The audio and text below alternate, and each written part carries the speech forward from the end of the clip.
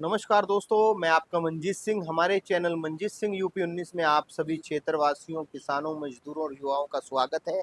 आज हम पहुंचे थे एल्लम के पास, गांव पड़ता है नाला, और हमारे साथ डॉक्टर साहब हैं विकास पवार जी, जो प्रोफेसर हैं नोएडा में और अपनी शिक्षाओं के द्वारा बच्चों को ज्ञान दे रहे हैं।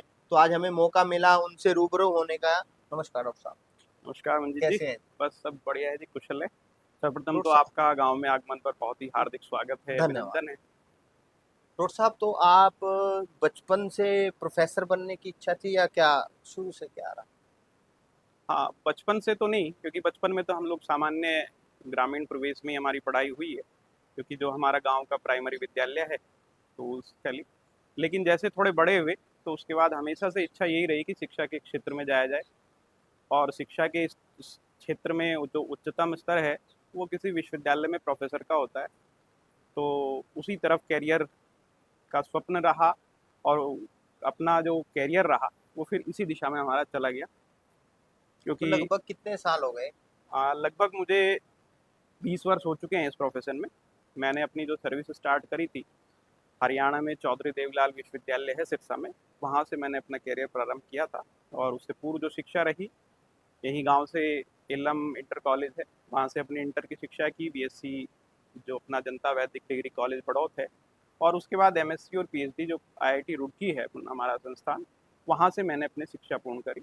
और उसके बाद सिरसा में, महाराष्ट्र में, पुणे में डीआरडीओ का एक संस्थान रहा है, defence institute of advance technology, वहाँ पर भी कुछ समय सेवाएं दी। और उसके उपरांत मैं अपने प्रदेश में ग्रेटर नोएडा में सर्विस करता तो रहा हूँ। अब कौन सा विभाग, मतलब कौन सा सब्जेक्ट से हैं आप? मेरा सब्जेक्ट तो वैसे बेसिकली मैथमेटिक्स रहा है, लेकिन मैथमेटिक्स के साथ साथ जो मेरी विशेष रुचि रही, जो अपना पुराना वैदिक साहित्य है, संस्कृत के शास्त्र हैं, तो उनका भी व्यापक मैंने एक स्वाध्याय के रूप में अध्ययन किया है। और जो शोध कार्य है मेरा, रोबोटिक्स का एक फील्ड होता है जिसमें ऑटोमेटिक मशीन अपना काम करती है।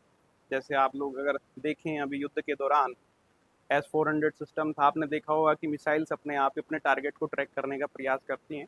तो बेसिकली उसके पीछे सेंसिंग सिस्टम होता है, कंट्रोल सिस्टम होता है।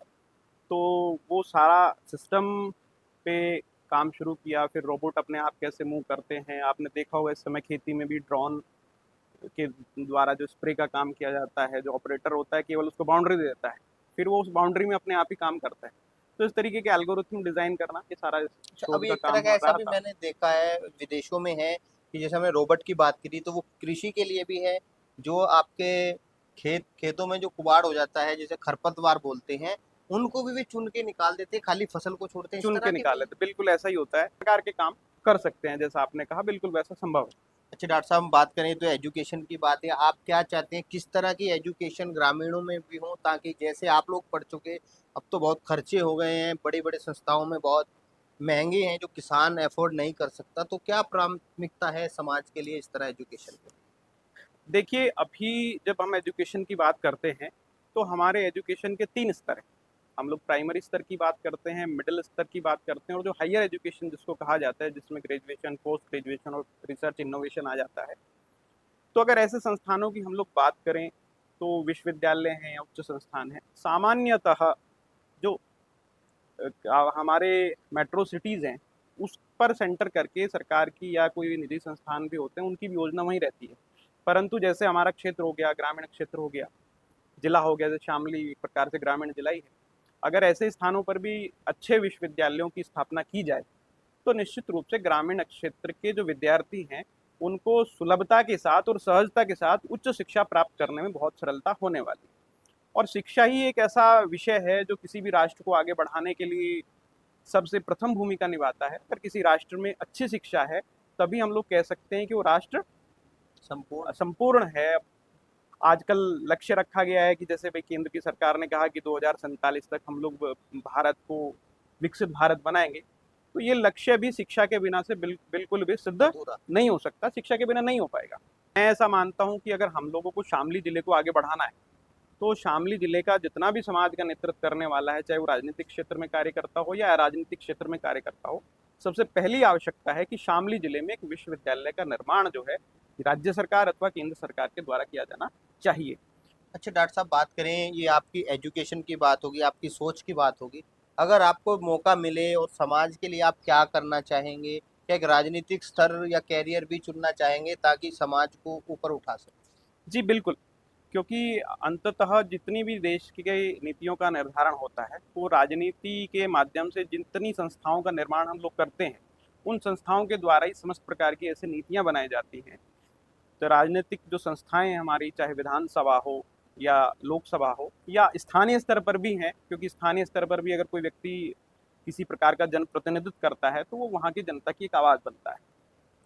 तो नीतियाँ चूँकि राजनीतिक क्षेत्र की संस्थाओं द्वारा ही बनाई जाती हैं, तो इसलिए राजनीतिक क्षेत्र एक महत्वपूर्ण क्षेत्र है और उसमें शिक्षा से जुड़े हुए जितने लोग हैं, उनकी सहभागिता अधिक बढ़नी चाहिए, मेरा ऐसा मानना है और स्वयं से भी मैं उस चीज़ का प्रयास करता हूँ। तो आगे कुछ आपकी तैयारी इस तरह की है कि कोई चुनाव लड़ें, आगे समाज के लिए कुछ कर सकें? हाँ, निश्चित रूप से अभी योजनाएँ हैं। अभी 2026 में आप देखेंगे कि जिला पंचायत के लिए चुनाव होने वाले हैं। तो हमारी जो ये क्षेत्र है, जिला पंचायत का वार्ड नंबर 15 है, तो यहाँ से हमारी चुनाव लड़ने की पूरी योजना है और अगर क्षेत्र की जनता आशीर्वाद देकर सफल करती बनाती है, तो क्षेत्र की समस्याओं के साथ-साथ जो हमारे विषय हो गए, क्योंकि मैं ऐसा मानता हूँ कि खेती, किसानी और शिक्षा 2 ऐसे ये विषय हैं कि जो मानव की हर एक पीढ़ी में महत्वपूर्ण है। तो इन विषयों के लिए जितना मेरी क्षमता होगी, उन क्षमताओं के साथ मैं पूरा काम करूँगा। छोटा-सा उदाहरण यहीं का देता हूँ अपने जिला पंचायत के वार्ड 15 का। राजनीति में इस समय जो सबसे बड़ी आवश्यकता है, भई चुनाव होते ही हैं, एक व्यक्ति जीतता है, एक व्यक्ति हार जाता है। तो राजनीति में इस समय एक भेदभाव का जो विषय चलता है, वो वास्तव में एक स्वस्थ लोकतंत्र के लिए ठीक नहीं। जैसे उदाहरण के तौर पर हमारे क्षेत्र की जब मैं बात करता हूँ, विशेष रूप से जिला पंचायत वार्ड 15 की ही मैं बात करता हूँ, तो पिछले 5 सालों में किसी भी प्रकार का विकास कार्य यहाँ पर जिला पंचायत के माध्यम से नहीं किया गया। तो एक प्रकार से भेदभाव ही। तो ऐसा भेदभाव राजनीति से समाप्त होना चाहिए और एक सकारात्मक राजनीति के साथ कोई भी राजनीतिक संस्था है, चाहे वो जिला पंचायत है, चाहे हमारे विधानसभा, संसद में प्रतिनिधित्व करने वाले हमें जनप्रतिनिधि हो गए, एक जीत जाने के बाद एक समभाव से उनको काम करना चाहिए। अच्छा, मानते हैं जैसे आपने जिला पंचायत की बात की कि भेदभाव रहा, क्या मानते हैं एक प्रकरण चला था जिला पंचायत अध्यक्ष को लेके, मधु गुज्जर जी, जो काफी विख्यात, जिन्हें कोई शायद नहीं जानता था जो अब तक, मगर जब वो सरगर्मियां बढ़ी और उथल पुथल हुई तो पूरे उत्तर प्रदेश में एक नाम रहा मधु गुज्जर। बिल्कुल, बिल्कुल। और उस कारण उठा पटक रही। उसके बाद ये बताया गया है, अरविंद जी हैं शायद अभी फिलहाल हाँ, जो वर्तमान में वर्तमान हमारे में यहाँ है, पर उन्होंने भी स्पष्टता कई मीटिंगों में कहा जिला पंचायत में भेदभाव हो रहा है, हमें विकास कार्यों के लिए निधि नहीं मिल रही है। तो आप मानते हैं कि सरकार के साथ गठबंधन होते हुए भी फिर भी राजनीति और भेदभाव अब भी है? देखिए यदि उस प्रकरण की बात करूँ मैं, जो उत्तर प्रदेश में 75 जिले हैं और एक इस विशेष घटना को लेकर पूरा जिला पूरे प्रदेश में चर्चा में रहा, तो मेरा व्यक्तिगत ऐसा मानना है कि हमारे पूरे जिले के लिए एक शर्मनाक विषय रहा। जिस जिस प्रकार से उस प्रकरण में आगे प्रगति हुई, आप सब लोगों ने देखा है, पूरे जिले के लोगों ने देखा है, प्रदेश के भी जो प्रमुख लोग थे, उन सब लोगों ने विषय को देखा है। और रह रहकर ये बात आती है कि भाई कुछ वार्ड ऐसे हैं कि जिनमें जानबूझकर काम नहीं दिया गया। जो चुने हुए लोग हैं वो इस बात को कहते हैं, वो हमको भी दिखाई देता है, क्योंकि जो सरकार अपना बजट जारी करती है वो तो पूरे जिले के सभी जनता के लिए करती है। तो ये किसी जनप्रतिनिधि के साथ भेदभाव नहीं है, ये जो इस वार्ड की जनता है वास्तव में उसके साथ भेदभाव है और इस भेदभाव के खिलाफ लड़ाई करने का जो जिम्मेदारी है हमारे जैसे जितने भी राजनीतिक क्षेत्र में जो काम करने की इच्छा रखते हैं समाज के लोग हैं, उन सब लोग करनी चाहिए।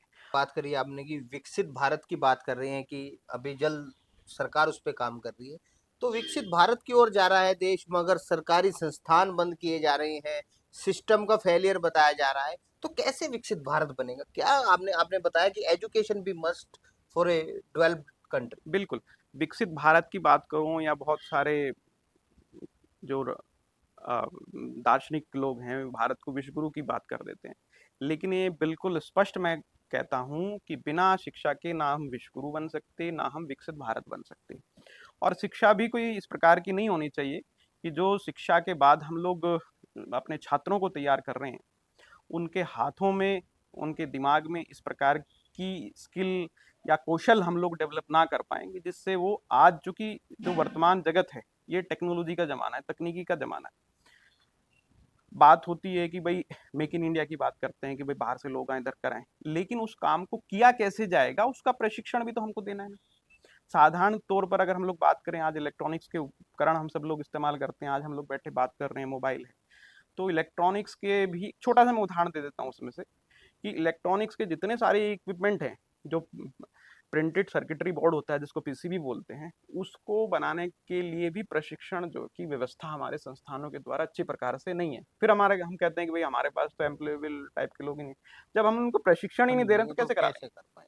तो इसलिए शिक्षा के संस्थानों को बनाने के साथ साथ उसके भीतर जैसी जो शिक्षा दी जा रही है ना, उसके लिए भी हम लोग को चिंतन करना पड़ेगा। और वैसा चिंतन नहीं तो आज विश्व में अगर मैं बात करूं, विश्वविद्यालय में चूंकि मैं काम करता हूं, विश्वविद्यालयों की स्थिति शोध की दृष्टि से कह लीजिए, नवाचार की दृष्टि से कह लीजिए, भारत में तो अच्छी है नहीं, बहुत अच्छी नहीं है। कुछ अच्छे संस्थान हैं, तो संस्थानों को बनाने के साथ साथ उनकी गुणवत्ता कैसे बढ़ेगी उस चीज की भी चिंता करनी पड़ेगी, और ये काम सरकार का ही है और सरकार को ही करना पड़ेगा। लक्ष्य भी हम लोग को प्राप्त करना है, और उस लक्ष्य को प्राप्त करने के लिए एक मन से जब तक हम लोग काम नहीं करेंगे, सही दिशा में सोच के सही व्यक्तियों का चयन हम लोग करके नहीं भेजेंगे, विशेष रूप से राजनीतिक क्षेत्र की मैं बात करता हूँ क्योंकि राजनीतिक महत्वपूर्ण क्षेत्र है, क्योंकि राजनीतिक संस्थाएं ही देश की दिशा और दशा को निर्धारित करती हैं।